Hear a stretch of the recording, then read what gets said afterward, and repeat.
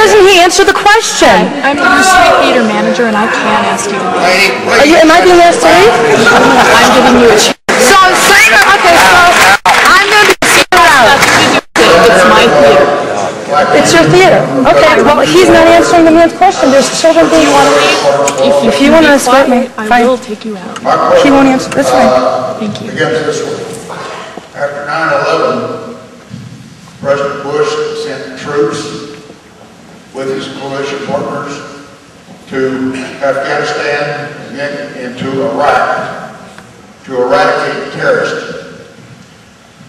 It is my belief that any nation in the world has the right to counterattack any terrorist group or any terrorist nation.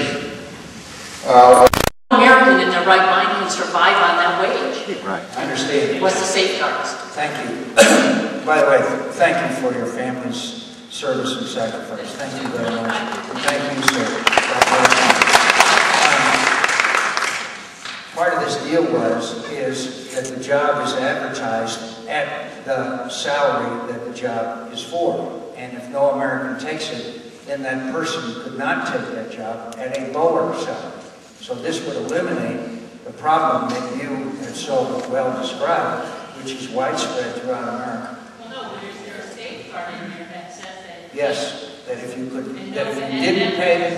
didn't pay the wage and benefits that's advertised to an American, and then the American doesn't take it, you cannot make an internal contract at a lower one with someone from outside the country. I think my question is that they'll never offer it for a living wage in America. Right. They'll have to offer it at least minimum wage. At least. And then, And we're never raising that, so. But you know, I would be glad to work on that with you to make sure that those salaries that are at a high level. I was down in Yuma recently and met with the Western growers. And I'd be glad to get them to tell you that there are many jobs that they advertise continuously, particularly in the agriculture sector, that they just haven't been able to fill. Now maybe they're not offering high enough salaries to do so, and I think we need to work that out. And I'd be glad to make sure that those salaries and benefits that are offered are high enough so that they would be attractive to American workers. I'd be more than happy to work on that with you. I have a comment on that. Sure. That so long as employers are allowed to offer substandard wages with no benefits in that, it doesn't do the Mexican population any better. They will always be second-class citizens and always be less than what American citizens are. I don't think that's the aim of any of it. I think you make a very valid point. Thank you. Yes, sir. Yes, ma'am. I have a discussion about the immigration issue. One thing I didn't hear you address but would like to hear your views on is the root cause. When will Mexico be a magnet for employment? Thank you. Probably our greatest disappointment has been the performance, in all due respect, of President Fox, who we had great high hopes for. As you know, he was the first non-regime politician that was elected president of Mexico.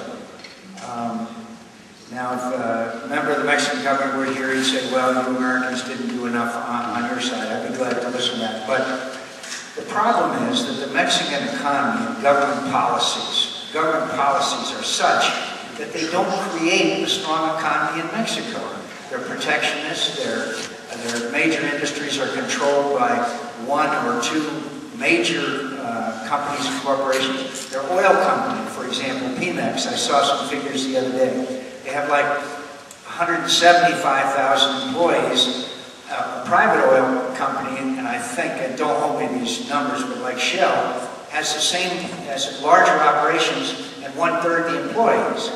And so there's inefficiencies within the Mexican economy, which doesn't allow it to grow, which doesn't create jobs, and therefore, obviously, they want to come to the United States of America. You may have noticed that a very hotly contested election took place on Sunday, which has not been decided yet. I hope they do decide it, and frankly, it was against a populist sort of a,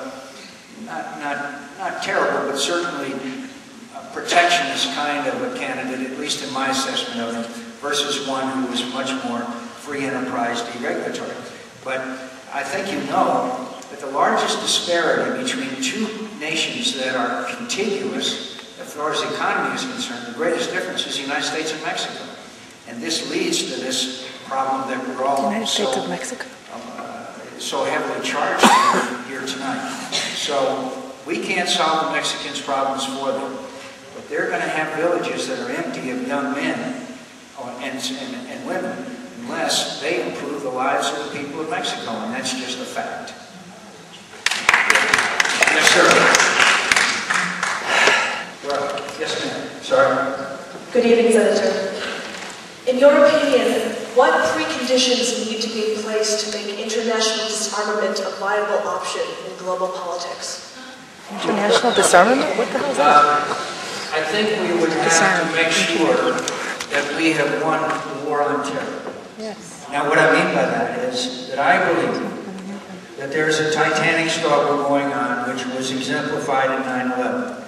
There's a group of people in the Middle East who have taken an honorable religion and perverted it to the point that they hate and want to destroy everything we stand for and believe in.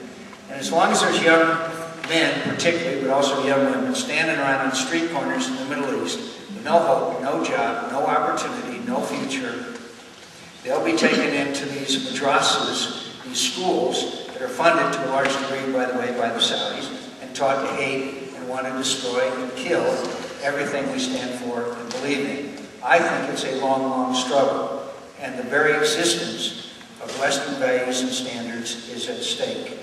So I believe that global disarmament will be possible once we live in a world where there are not people who today are plotting to want to destroy everything we stand for and believe in. My name is Thomas Slayback. We have a local issue here that has national significance. As you know, a couple of years ago, Congress directed the Environmental Protection Agency to come up with regulations for... Senate here in Legislative District 1. I'd like to start. I have a question. There'll be two real questions. No, please go ahead. I'm sorry, I was just trying to... The speakers, are facing this way. Right, yeah. Go ahead, please. First of all, I would like to thank and commend you and Senator Kennedy for authoring a moderate, centrist, sensible immigration bill.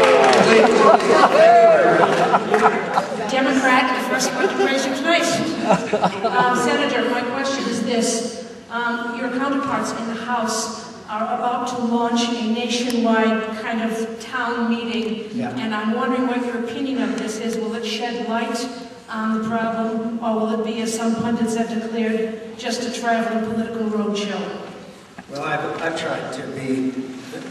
May I just say that I think that if I'm going to ask for a respectful dialogue on this issue, I have to treat everybody with respect, even if I may disagree with what they do. So I respect what my House colleagues are doing. I wish them well. I hope that it contributes to the debate and discussion. The one thing we need, and my dear friends, I understand the emotion. This isn't the first town hall meeting I've had on this issue. I understand how emotional you are. I understand how strong the feelings are. But that's why we need to have this discussion and debate. And if I'm wrong, as I am on this issue of the wage issue, then let's discuss it and let's resolve it.